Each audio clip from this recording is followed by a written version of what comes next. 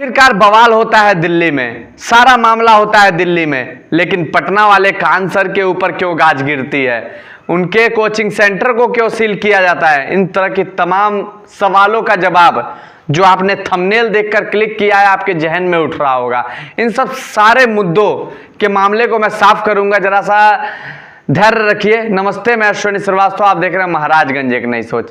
जैसा कि आपको पता है कि दिल्ली के ओल्ड राजेंद्र नगर का मामला सामने आ रहा है। लगातार स्ट्रीम मीडिया, बड़ी बड़ी सोशल मीडिया और बड़े बड़े अखबार इन तरह के मामले को लेकर सारी मुद्दे, सारे चीजें आपके सामने समय समय पर रखते जा रहे हैं। दिन में डे बाय डे आपकी चीजें सारी क्लियर करते जा रहे हैं। उसी बीच सारा मामला होता है दिल्ली में। दिल्ली में 3 बच्चों की मौत होती है, तो आखिरकार पटना वाले खान सर के ऊपर गाज क्यों गिराई जाती है, उनके वहां बम इस तरह से क्यों विस्फोट होता है कि उनकी कोचिंग सेंटर को ही सील कर दिया जाता है। अब ये शुरुआत होती है दिल्ली के ओल्ड राजेंद्र नगर से। किस तरह से वहां पे 3 बच्चों की मौत होती है, जो कि वहां की सरकार और वहां की कोचिंग सेंटर पूरी तरीके से जिम्मेदार हैं। आप जैसे ओल्ड राजेंद्र नगर में प्रवेश करते हैं, जैसे ही आप उसमें घुसते हैं, चारों तरफ 100 मीटर, 200 मीटर, 300 मीटर जहां आपकी नजर घूमती है, बस आईएएस बनाने की फैक्ट्री वहां पे लगी है। बच्चे तो यही सोच के घर से निकलते हैं, हम राजेंद्र नगर जा रहे हैं, मुखर्जी नगर जा रहे हैं, वहां जाएंगे तो उस फैक्ट्री में घुस गए तो आईएएस बन के निकल के आएंगे। लेकिन उनको बेचारों को ये नहीं पता कि किस तरह से उनको बस शिक्षा का हंटर दिखा के, शिक्षा का डंडा दिखा के उनके साथ किस तरह से खेल खेला जा रहा है। बस उनको बस चूसने का काम किया जा रहा है, उनके से पैसे लाख रुपए, 1.5 लाख रुपए लेके बस उनको मूर्ख बनाने का काम किया जा रहा है। मैं ऐसा नहीं कह रहा कि सारी कोचिंग संस्थान ऐसी कर रही हैं, लेकिन जब एक कोचिंग संस्थान या फिर 13 कोचिंग संस्थान या फिर उससे ज्यादा कोचिंग संस्थानों पे जब गांज गिरती है, तो कहीं ना कहीं जो छोटे बड़े कोचिंग संस्थान है सबके ऊपर प्रश्न चिन्ह उठता है और सबके ऊपर सवाल उठता है। किस तरह से राव आईएएस कोचिंग सेंटर की लाइब्रेरी में 3 बच्चों की मौत होती है और मौत का साफ तौर पे जिम्मेदार वहां की एमसीडी और वहां की सारी कोचिंग संस्थान है।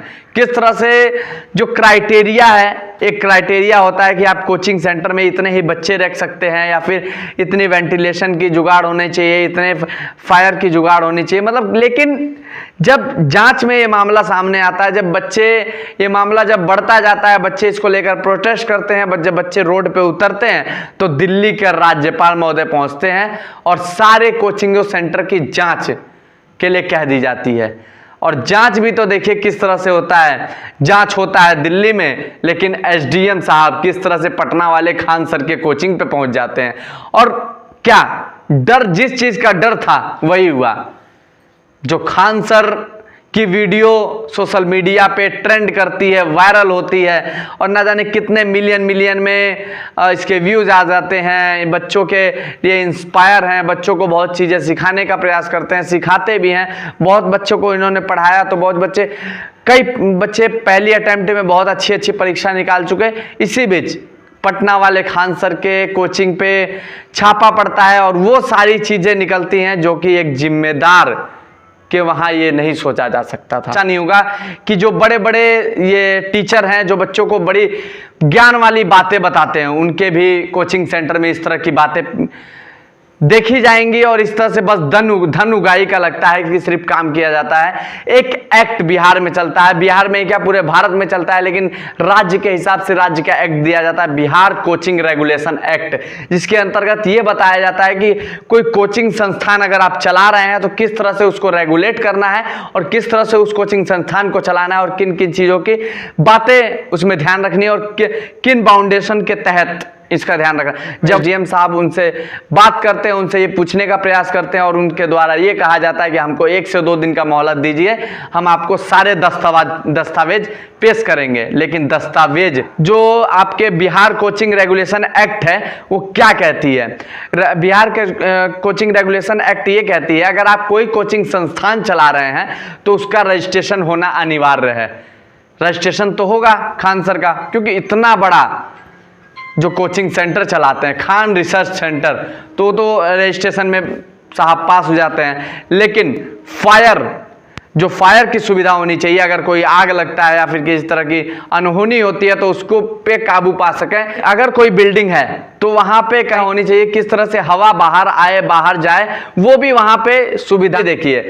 बाकी जितने स्टूडेंट पढ़ रहे हैं, चाहे वो 100 हो, चाहे 200 हो या फिर 500 हो, वो स्पेस के हिसाब से उसको निर्धारित किया जाता है कि यहाँ पे इतने ही बच्चे पढ़ सकते हैं। तर्क पे तर्क, बातें पे बातें, सोशल मीडिया पे वीडियो ट्रेंड कर रही हैं, स्ट्रीम मीडिया, सोशल मीडिया, बाकी अखबारें, बड़े बड़े फ्रंट पेज पे मामले सब छापे जा रहे हैं। किस तरह से दिल्ली में एमसीडी ने भ्रष्टाचार किया, कोचिंग सेंटर किस तरह से गाइडलाइन के विरुद्ध चल रहा था, सारी चीजें ये सामने आ रही है। लेकिन बस देखना ये बाकी रह गया है कि क्या अब जो कोचिंग सेंटर हैं, इस तरह से जो बड़ी बड़ी कोचिंग सेंटर हैं या फिर छोटी छोटी कोचिंग सेंटर हैं, उनके ऊपर इस तरह से छापेमारी होती रहेंगी, या फिर जो ये मामला है बंद फ्रिज में ठंडे की तरह रख दिया जाएगा, ठंडा करने के लिए रख दिया जाएगा, या फिर इससे ये होगा कि जो कोचिंग सेंटर चल रही हैं या फिर बड़े बड़े जो कोचिंग संस्थान चल रहे हैं उन पे भी कार्रवाई होती रहेगी। और इस तरह से कोचिंग संस्थान जो कि गाइडलाइन के विरुद्ध जाके काम कर रहे हैं वो अब करना बंद कर देंगे, या फिर जिस तरह से 2010 में हादसा हुआ, फिर 2024 में हादसा हुआ, इस तरह से क्या बच्चों के हादसे होते रहेंगे, ये बस देखना बाकी रह गया है। मुझे तो ऐसा नहीं लगता, जिस तरह से सरकार एक बार उफान लेती है फिर तुरंत बैठ जाती है, इसको देख के यही लगता है कि हो सकता है फिर आगे इस तरह की चेतावनी सामने आए। बाकी आप क्या सोचते हैं कमेंट सेक्शन में जरूर बताइएगा। नमस्ते।